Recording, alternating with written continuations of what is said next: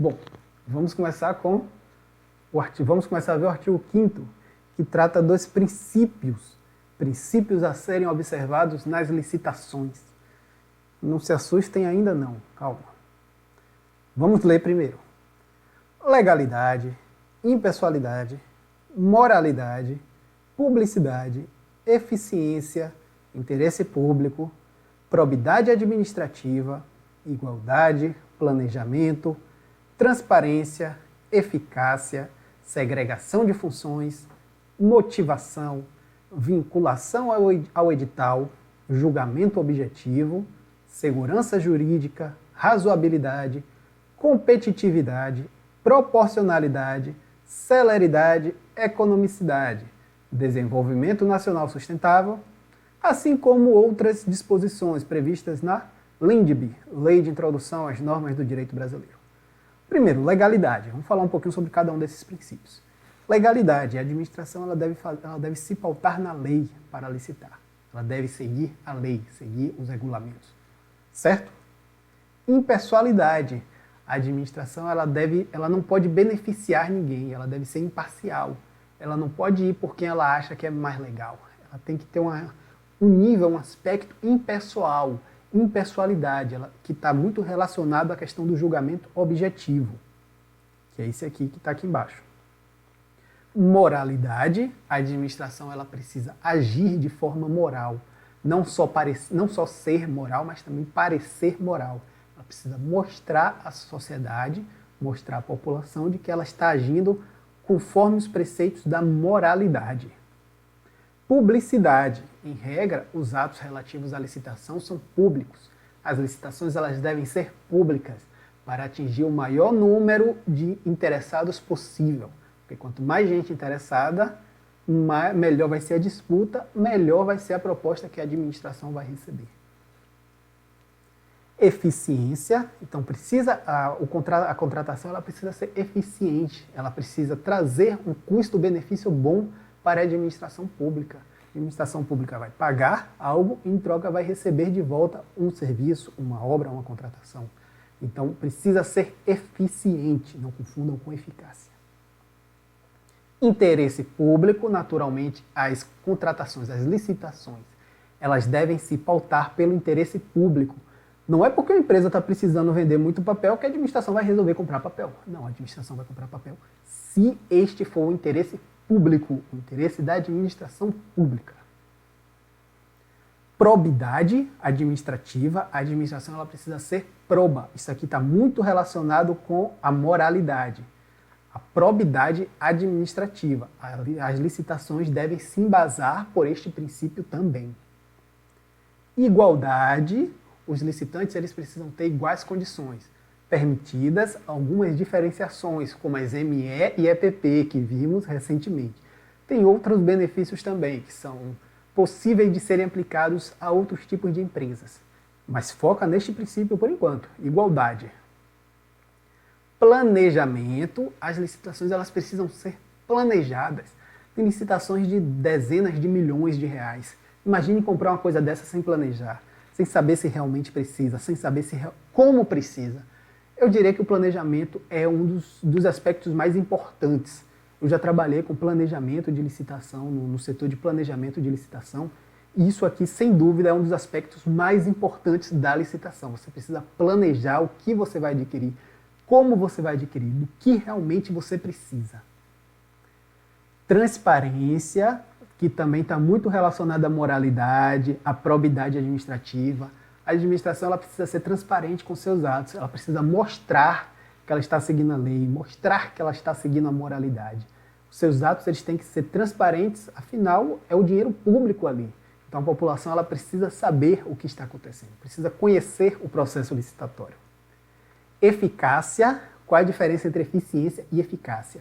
Eficiência é você atingir o resultado que você quer com os meios mais eficientes, com os melhores meios, digamos assim.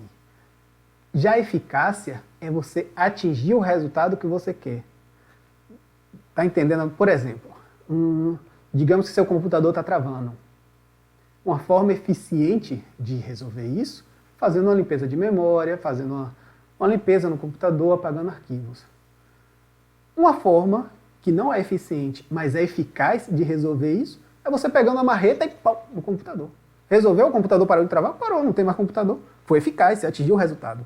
Mas não foi eficiente. Você não usou os melhores meios que você tinha para resolver o seu problema. Essa é a diferença entre eficiência e eficácia. Eficácia é, preciso atingir o resultado. Não adianta só usar os meios que são mais eficientes, que são os melhores meios para aquilo, se eu não atingir o resultado. Porque se eu fizer isso, eu estou sendo eficiente, mas não estou sendo eficaz. Segregação de funções. Licitação é algo muito complexo, muito complicado. Então precisa haver uma segregação de funções. Não pode uma pessoa fazer tudo. Até porque isso comprometeria a moralidade. E se uma pessoa fizer tudo, as chances de outra pessoa ver que essa pessoa está fazendo merda vai prejudicar, vai aumentar. Então vai aumentar as chances de corrupção, vai diminuir a transparência. Por isso que precisa da segregação de funções. Se cada pessoa fizer a sua parte, existe aquela fiscalização de ambos os lados. Isso é uma coisa legal. Motivação. As contratações elas precisam ser motivadas. Estou precisando de um computador. Para que você está precisando de um computador? Não, eu preciso para isso, isso e isso. Não, o seu órgão público está precisando para tal coisa. Precisa ver essa motivação da contratação, para que haja a contratação. Vinculação ao edital. O edital é a lei da licitação. Então, se a administração pública ela disse que no edital que precisa disso, isso, isso e isso, a contratação vai ter que obrigatoriamente ter isso, isso e isso. Porque o edital ele é a lei da licitação. A administração não pode fugir do que ela mesma estabeleceu no edital. Julgamento objetivo. Isso aqui também é muito importante para a questão da impessoalidade, da moralidade. O julgamento ele precisa ser objetivo.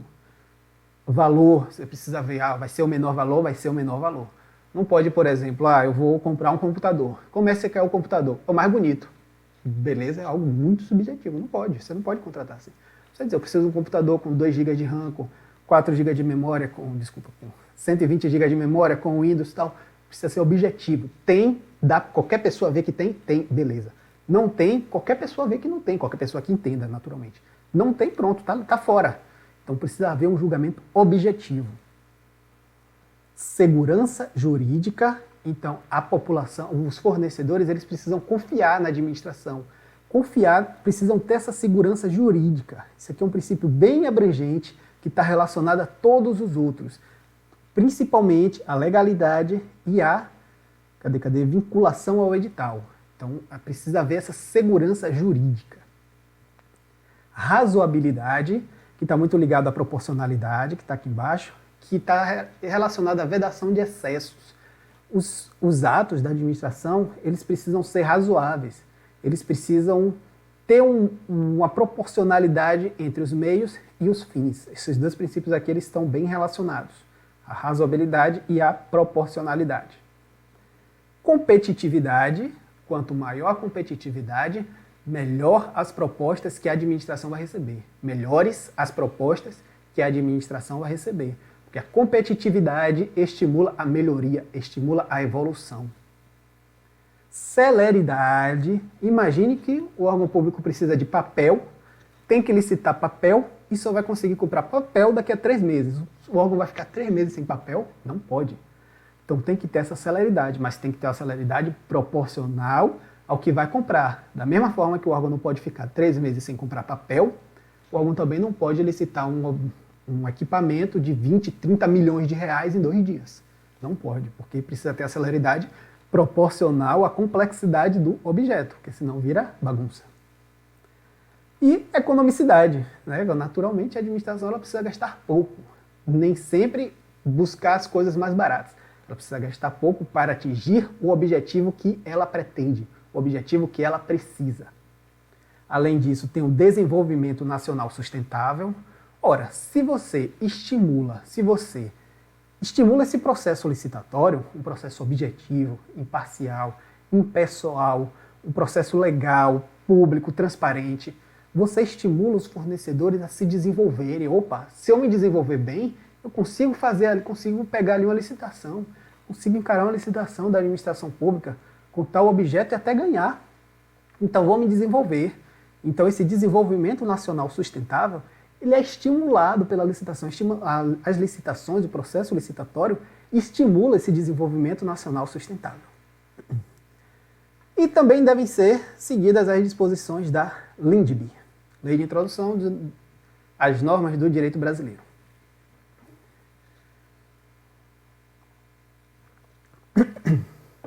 Vocês conhecem o SERPRO? SERPRO é irmã da DataPrev, que muita gente também não conhece. O SERPRO é uma empresa de dados do governo federal. E um dia desse, eu estava lavando os pratos, e minha esposa falou: Técio, limpa já a pia e vem celebrar o desenvolvimento razoável do SERPRO 2. Ela falou: Técio, limpa já a pia, limpe já a pia e vem celebrar o desenvolvimento razoável do SERPRO 2. Não, é o mnemônico que você vai usar para gravar os princípios. Ah, tá, legal. Como assim? Cadê? A frasezinha vai pegar. Técio, transparência, eficácia, competitividade e igualdade. Para quem não pegou ainda, meu nome é Técio. Limpe, muita gente já conhece, né? Vocês já estão careca de saber aí, muita gente. Legalidade, impessoalidade, moralidade, publicidade e eficiência. Já a PIA, e vem. Esse I aqui da PIA é maiúsculo. Por quê? Porque ele está relacionado ao interesse público. Julgamento objetivo, já. Planejamento, P.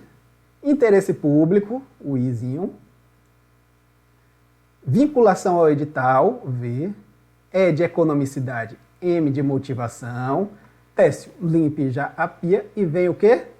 Celebrar o desenvolvimento razoável, celeridade, desenvolvimento nacional sustentável e razoabilidade do SERPRO 2. Por que 2? Porque são 2 SERPROs. Mentira, gente, só tem um, mas aqui no nosso mnemônico tem 2, que é segregação de funções e probidade administrativa, SERPRO, e outro SERPRO aqui, segurança jurídica e proporcionalidade. Então, tá aí um mnemônicozinho para vocês gravarem, e aqui uma imagem mais bonitinha para vocês tirarem print, se gostarem. Se não gostarem também, inventem o seu e gravem. O importante é que vocês gravem, levem para a prova. Isso aí é muito importante. Vamos agora começar o extenso artigo 6º. O artigo 6º traz aí uma série de definições. E nós vamos ver todas. Esse curso aqui é para você ficar fera em qualquer questão que apareça na prova, que não tem preguiça, não tem, isso aqui você tem que dar uma lida. Não, a gente vai ver tudo desta lei. Então vamos começar com as definições do artigo 6º. E aqui, para cada fluxograma, para cada slide, eu trouxe os incisos que fazem referência a ele. Se vocês quiserem, dá uma olhada na lei. Não precisa, aqui nós vamos ver todas as informações que vocês precisam saber. Bom, primeiro ela traz a definição de órgão. O que é o órgão? Órgão é a unidade de atuação integrante da estrutura da administração pública. Vamos falar aqui da entidade e depois comparar os dois. Entidade é a unidade de atuação dotada de personalidade jurídica. Então, tanto o órgão quanto a entidade são unidades de atuação. É pelo órgão e pela entidade que a administração pública vai atuar, vai realizar seus atos. Qual a diferença? Órgão não é pessoa jurídica. Órgão, ele integra a estrutura da administração pública. Pensa nos seus órgãos aí do seu corpo. Eles têm vida própria? Não, não têm vida própria. Por quê? Porque é o todo. É a entidade que tem a personalidade jurídica. E a entidade é a unidade de atuação dotada de personalidade jurídica. A entidade é um corpo completo. Órgão são os pedacinhos do corpo. A lei traz também a definição de administração pública, que diz que a administração pública é a administração direta e indireta da União, dos Estados, do Distrito Federal e dos municípios, inclusive as entidades com personalidade jurídica de direito privado sob controle do poder público e as fundações por ele instituídas ou mantidas. A administração direta ela está relacionada mais aos órgãos pelos quais a administração, o governo, ele exerce suas atividades. São órgãos ali que estão, a pessoa jurídica pública está exercendo diretamente através daquele órgão. Já a administração indireta são as autarquias, as empresas públicas, sociedade de economia mista, são entidades separadas da pessoa jurídica central. Por isso chama de administração indireta. Certo? E guarda isso aqui também, inclusive as entidades com personalidade jurídica de direito privado sob controle do poder público e as fundações por ele instituídas ou mantidas. Guarda bem isso aí. E administração, o que é administração? É o órgão ou entidade por meio do qual a administração pública atua. Então perceba aqui, unidade de atuação é o órgão ou entidade. Administração é o órgão ou entidade por meio do qual a administração pública atua. Esses três conceitos aqui eles estão bem relacionados. A administração pública também, né? Claro. Na verdade, todos os conceitos acabam se relacionando, mas esses quatro aqui estão mais fortemente relacionados. Mais definições do artigo 6º. Agente público. O que é o agente público? É um indivíduo que exerce mandato, cargo, emprego ou função em pessoa jurídica integrante da administração pública, em virtude de eleição, nomeação, designação, contratação ou qualquer outra forma de investidura ou vínculo. Então, qualquer indivíduo que ele exerce mandado, cargo, emprego, função, desde que seja uma pessoa jurídica integrante da administração pública, ele será um agente público. Perceba que não precisa ser servidor público. O empregado público também é um agente público, certo? Não precisa ser estatutário para que seja agente público, certo? Por exemplo, porque aqui ele está dizendo em virtude de contratação também, ok? Não só de nomeação. Autoridade, o que é autoridade? É o agente público dotado de poder de decisão. Então, se é um agente público que tem poder de decidir, é uma autoridade. Contratante, adivinha o que é? A pessoa jurídica que contrata. Pessoa jurídica integrante da administração pública, responsável pela contratação. Por uma contratação específica? Não, por qualquer contratação. Vai ser a contratante. E o contratado, difícil, né? É a pessoa física ou jurídica. Opa, perceba que o contratado pode ser pessoa física. Contratante é sempre pessoa jurídica.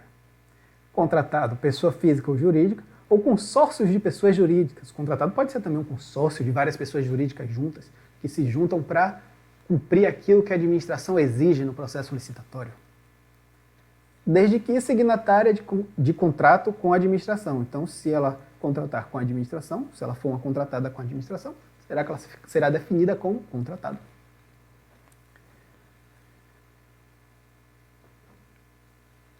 Mais definições. Licitante. Licitante é a pessoa física ou jurídica, ou consórcios de pessoas jurídicas, que participa ou manifesta a intenção de participar de processo licitatório. Perceba que uma pessoa jurídica que manifesta a intenção de participar, ela transforma-se em licitante. Sendo-lhe equiparável, para os fins desta lei, o fornecedor ou prestador de serviço que, em atendimento à solicitação da administração, oferece proposta. Então a administração está colhendo propostas ali, pede para as pessoas fazerem propostas, oferecendo propostas. A pessoa jurídica oferece uma proposta, virou licitante. Então perceba que a definição de licitante ela é muito abrangente. Compra. O que é compra? Acho que quase todo mundo sabe o que é uma compra. É a aquisição remunerada de bens para fornecimento de uma só vez ou parceladamente, considerada imediata aquela com prazo de entrega em até 30 dias da ordem de fornecimento. Então, compra é sempre aquisição, pagar algo para receber um bem. Pode ser um serviço, pode ser uma obra, pode ser... Desculpa, serviço não. Se for serviço não é compra, é contratação. A gente vai ver daqui a pouco.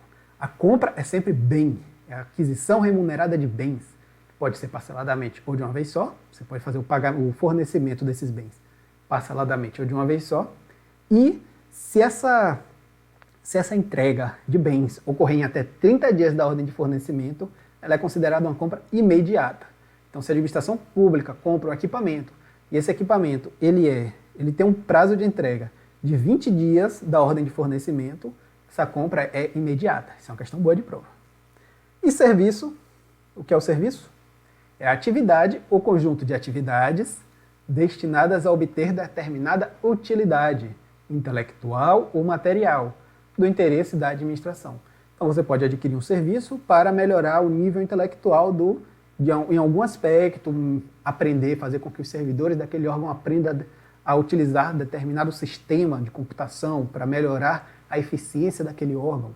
É uma utilidade intelectual que está sendo provida por serviço. Serviço é a atividade ou conjunto de atividades que é destinado a obter uma utilidade intelectual ou material. Mas ficou claro, né? Espero que sim. Outro conceito, obra.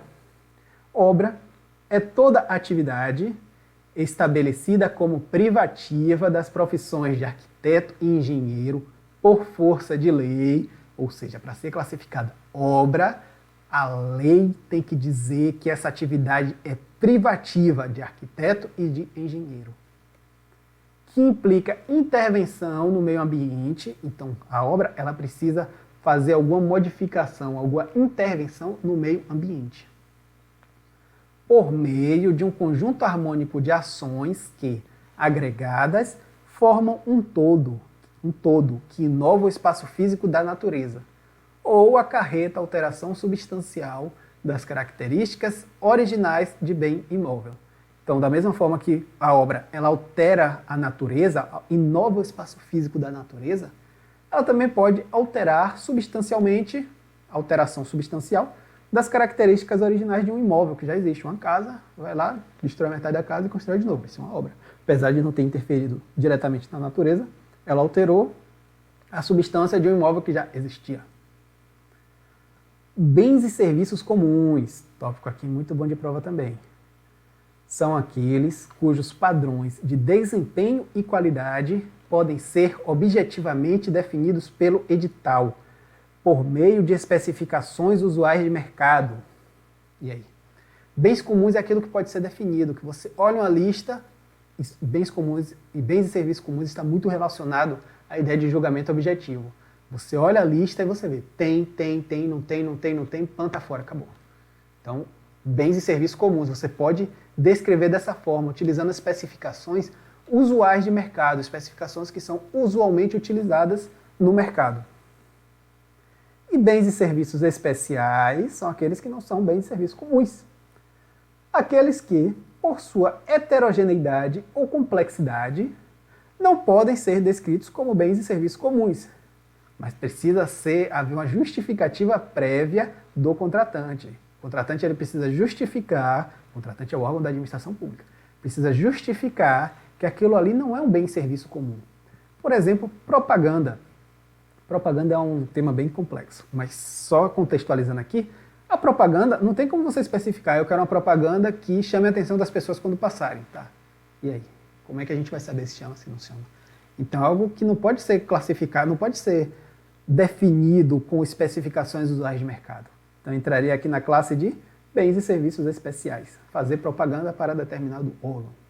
Por exemplo, estimulando as pessoas a se protegerem sexualmente ou usar máscaras. Certo? Mais definições.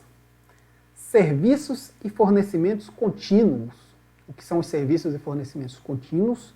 São serviços contratados e compras realizadas pela administração pública para a manutenção da atividade administrativa decorrentes de necessidades permanentes ou prolongadas.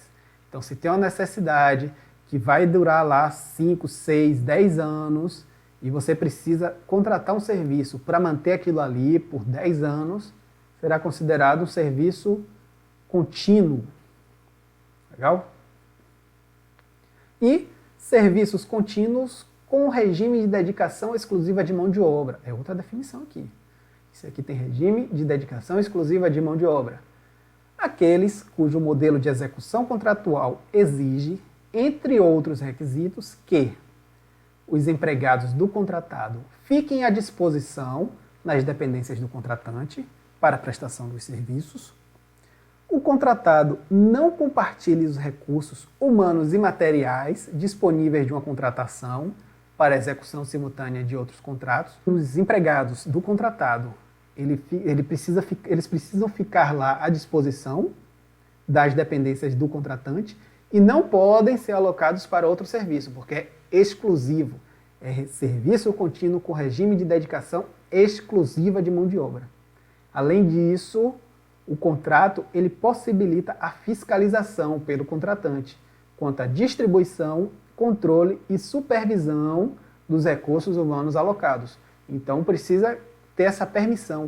O contratante ele precisa ter essa liberdade de fiscalizar, de que os empregados realmente estão ali em regime de dedicação exclusiva. Mais uma definição: serviços não contínuos ou contratados por escopo. São aqueles que impõem ao contratado o dever de realizar a prestação de um serviço específico. Claro, se não é um serviço contínuo, vai ser um serviço específico, em período pré-determinado, podendo ser prorrogado pelo prazo necessário à conclusão, desde que com justificativa. Então não é porque ele não é contínuo que ele não pode ser prorrogado. Não, ele pode sim ser prorrogado, desde que por justificativa. Inicialmente ele tem que ter um prazo pré-determinado, um período pré-determinado, mas pode ser prorrogado. Esse é o serviços, a definição de serviços não contínuos ou contratados por escopo. Outra definição: serviços técnicos especializados de natureza predominantemente intelectual. São aqueles realizados em trabalhos relativos a. Então, quais são os serviços técnicos especializados de natureza predominantemente intelectual?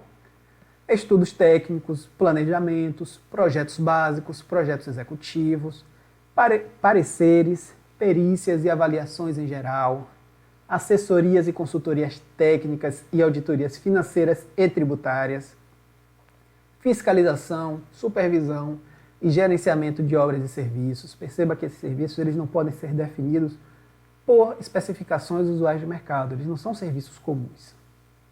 Patrocínio ou defesa de causas judiciais e administrativas. Imagine, contratar um defesa de causa judicial, requisito, tem que ganhar a causa. Não tem como fazer isso. Então precisa ter uma forma especial aí de contratação. Treinamento e aperfeiçoamento de pessoal, restauração de obras de arte e de bens de valor histórico e controles de qualidade e tecnológico, análises, testes e ensaios de campo e laboratoriais, instrumentação e monitoramento de parâmetros específicos de obras e de meio ambiente, e demais serviços de engenharia que se enquadrem na definição deste inciso, na definição de serviços técnicos especializados de natureza predominantemente intelectual. Outra definição: notória especialização. O que é notória especialização? É a qualidade de profissional ou de empresa cujo conceito permite inferir que o seu trabalho é essencial e reconhecidamente adequado à plena satisfação do objeto do contrato. Então, notória especialização é quando tem aquele profissional ou aquela empresa que ele já tem um conceito, e com esse conceito já permite inferir que o seu trabalho ele vai ser essencial, ele é essencial para a administração pública. Ele é reconhecidamente adequado à plena satisfação do que a administração pública deseja, almeja, a plena satisfação do objeto do contrato. Naturalmente, no campo de sua especialidade. Você não vai contratar um cantor para fazer uma obra, dizendo que é um cantor, é um serviço especializado, mas vai fazer uma obra aqui. Não, não pode. Tem que ser no campo da sua especialidade. Decorrente de desempenho anterior, estudos. Isso aqui esses itens aqui são os itens que levam uma pessoa a ser de notória especialização. Levam um profissional ou uma empresa a ser reconhecido como notória especialização. É o desempenho em trabalhos anteriores, estudos que a administração tenha feito, a experiência da pessoa, da empresa, publicações, organização, aparelhamento, equipe técnica ou outros requisitos relacionados a suas atividades. Antes da gente entrar em estudo técnico preliminar, vamos fazer uma pausa e a gente volta no próximo bloco.